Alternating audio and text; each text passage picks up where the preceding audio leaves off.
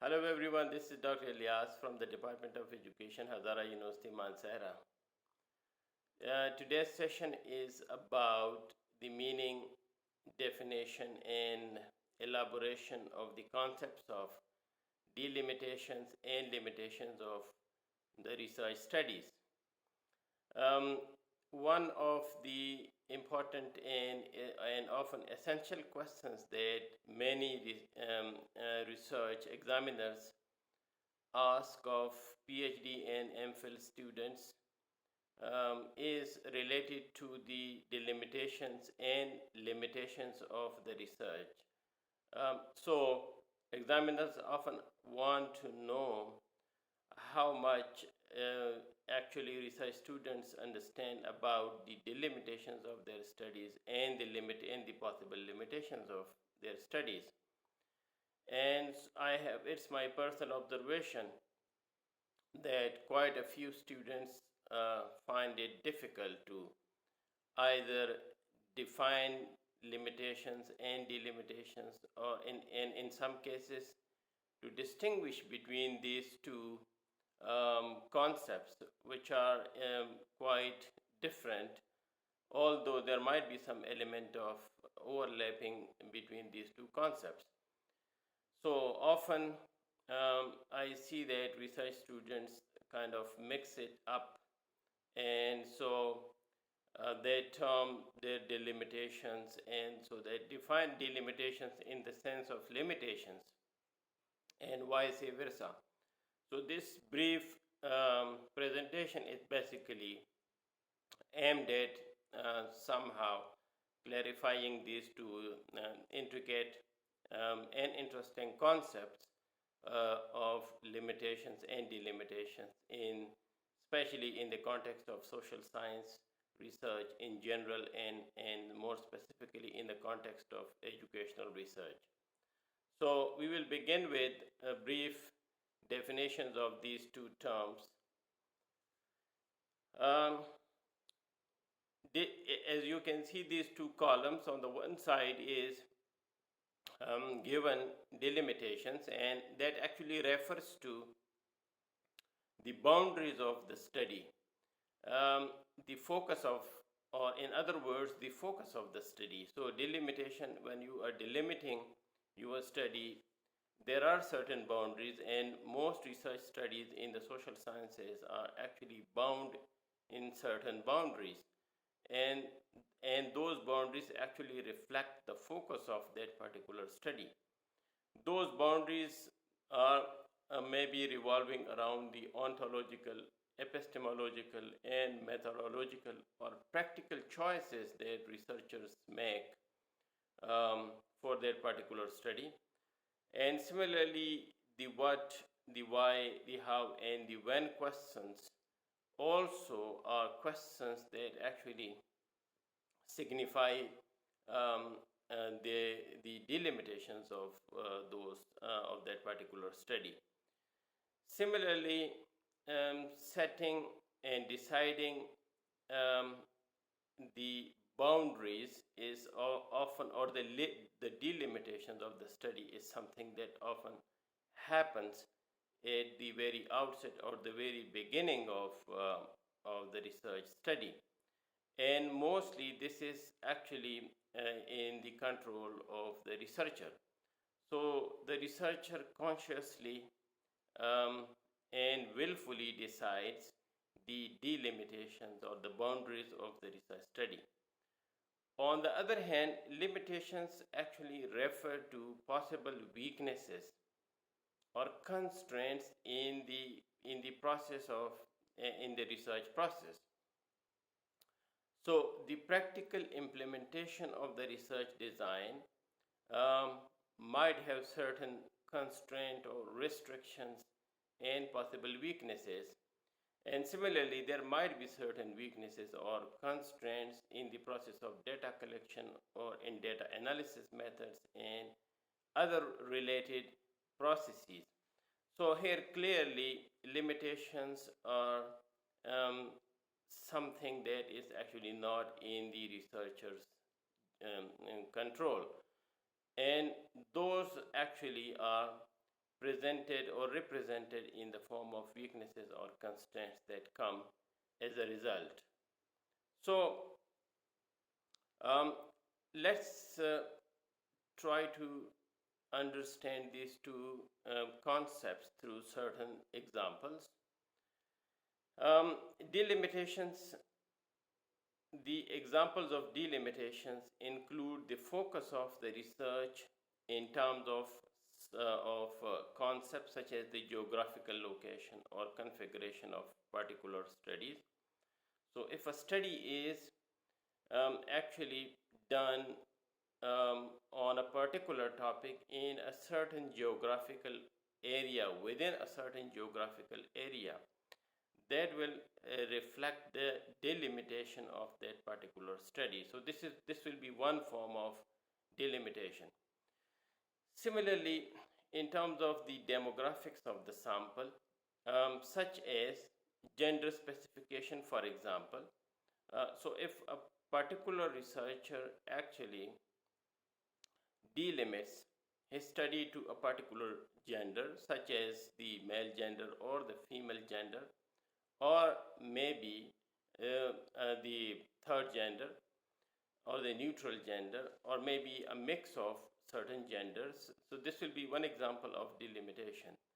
Similarly, let's say there is a particular age group to which the study is delimited. So if the sample is actually based on a particular age group or a particular professional group, all of these are examples of demographic delimitations, or delimitation in the sense of restricting the study to particular demographic characteristics. And then the next thing is the inclusion-exclusion criteria, which is something quite related to the previous point of sample.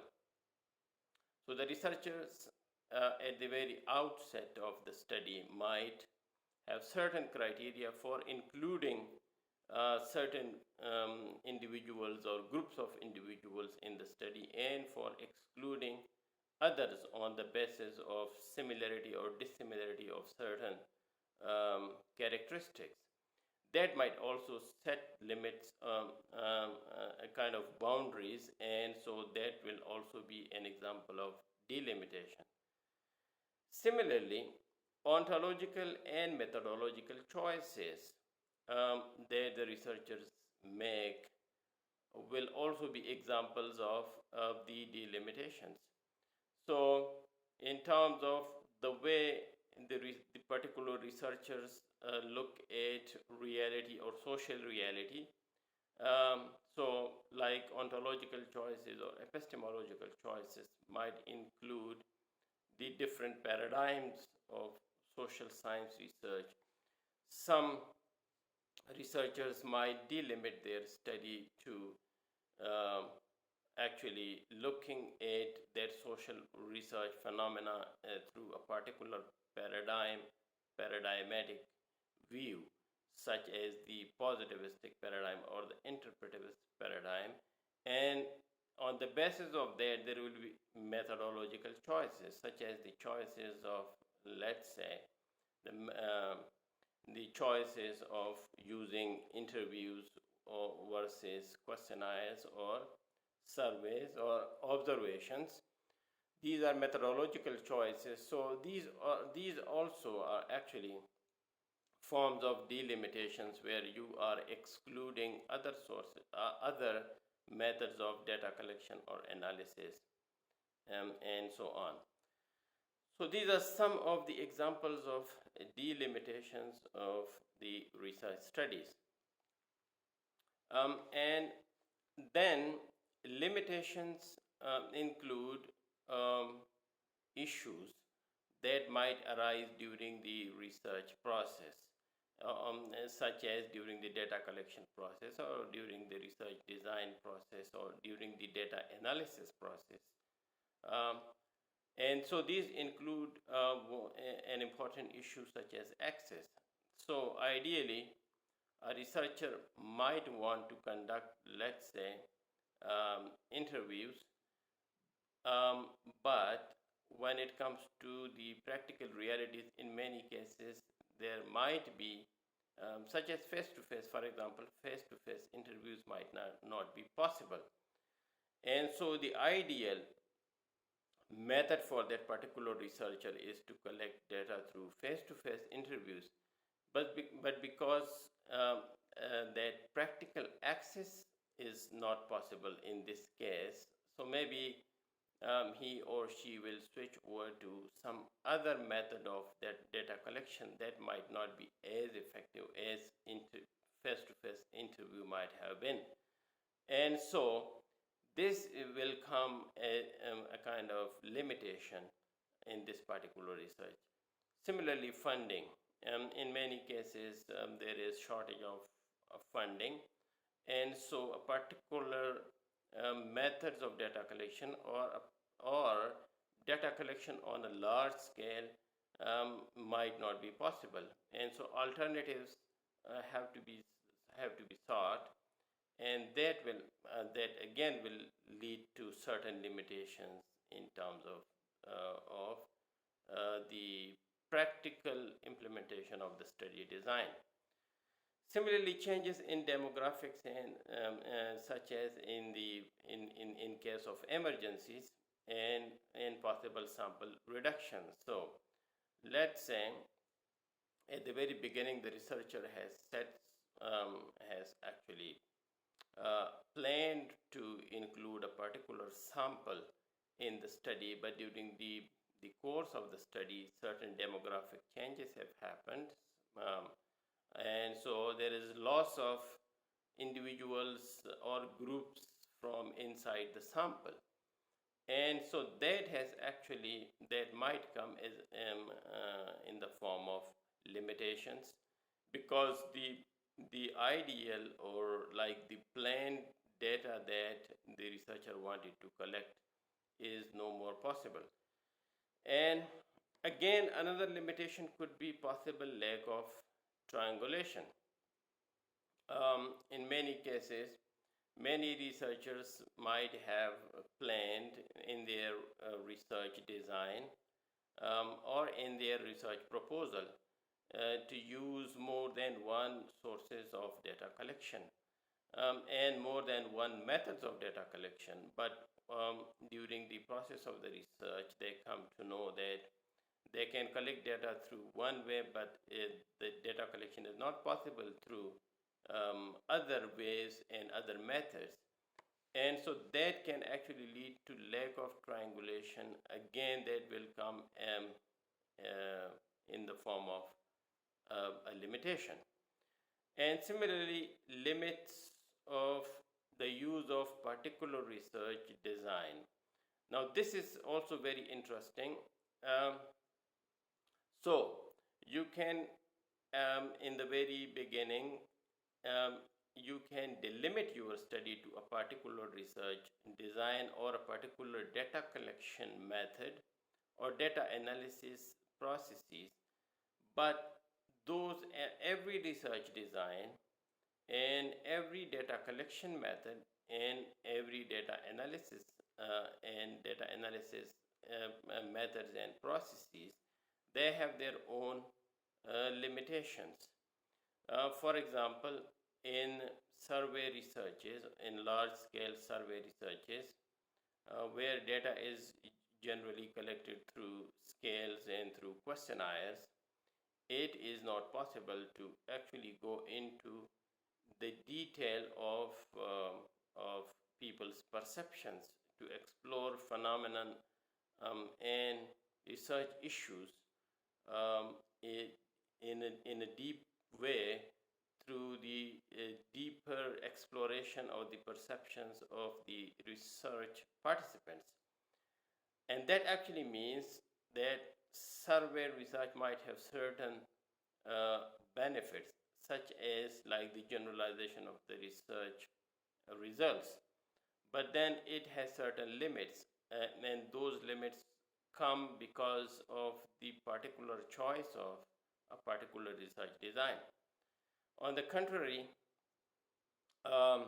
research designs such as case studies might have certain strength, such as going into the detail of data collection and going into the detail of the perceptions of the data sources. But at the same time, because the design is the case study design does not allow for actually exploring on a wide scale, exploring data or collecting data or analyzing data on a large scale.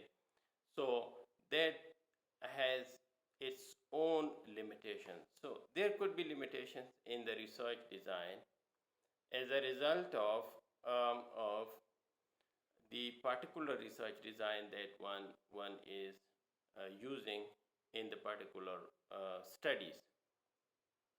So generally speaking, in some studies, or in some examiners or maybe some supervisor would want the research students to include the limitations and delimitations in a more overt form as a part of the research thesis. But in many cases, the limitations and the delimitations are in a kind of covert way.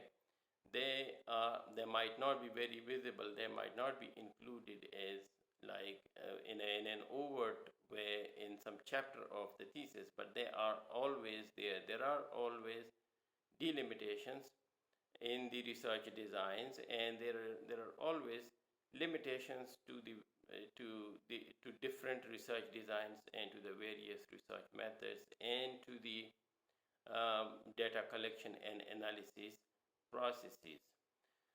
So this brief presentation was actually aimed at kind of simplifying these interesting concepts, and the most distinguishing thing that actually distinguish these two concepts basically is that delimitations is something that is actually in the control of the researcher, and that the delimitations are actually in many cases part of the research design, and they are actually taken care of or they are included in at the very outset of the research study.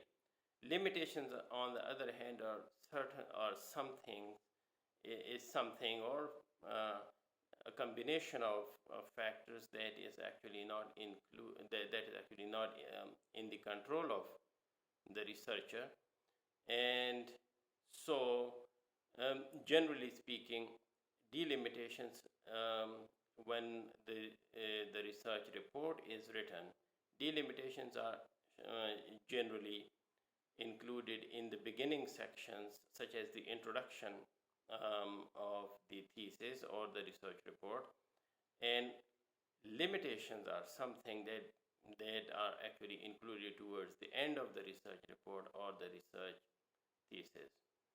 So thank you very much for your time and for your attention. If you have any further questions, please don't shy away from asking those questions and from commenting on this brief presentation. Thank you very much.